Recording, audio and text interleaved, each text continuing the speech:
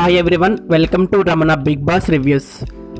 Big Boss 7 Telugu 12వ వారం voting ఎంతో పోటాపోటీగా పడుతుండగా ఫైనల్ డే ఫ్రైడే ఈవినింగ్ వరకు జరిగిన ఓటింగ్లో నిఖిల్, నబిల్, ప్రేరణ టాప్ 3లో ఉండగా డేంజర్ జోన్లో యష్మి మరియు పృథ్వీ అయితే ఉన్నారు.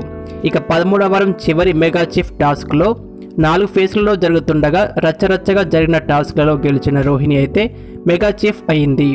ఈ టాస్క్లో పృథ్వీ మరియు యష్మి అలాగే విష్ణుప్రియ మరియు రోహిణి మధ్య తీవ్ర ఆర్గ్యుమెంట్స్తో గొడవలు జరిగాయి.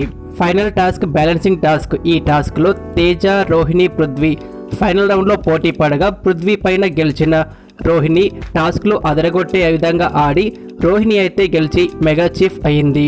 ఇక అనఫిషియల్ అలాగే అఫిషియల్ ఓటింగ్లో టాప్ 3లో నిఖిల్ మరియు నబిల్ అలాగే ప్రేరణ ఉండగా ఇక లాస్ట్ 2లో ఓటింగ్లో డేంజర్ జోన్లో యష్మి మరియు పృథ్వీ అయితే ఉన్నారు.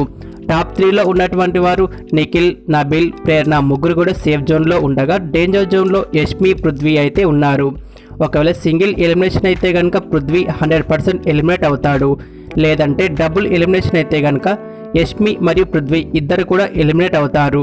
ఎలిమినేషన్ కన్ఫర్మేషన్ అప్డేట్తో నెక్స్ట్ వీడియో సాటర్డే మార్నింగ్ ఉంటుంది, తప్పకుండా చూడండి. ఈ వారం మీరు ఎవరికి ఓటు వేశారో అలాగే ఈ సీజన్ విన్నర్ ఎవరవుతారో కామెంట్ చేయండి.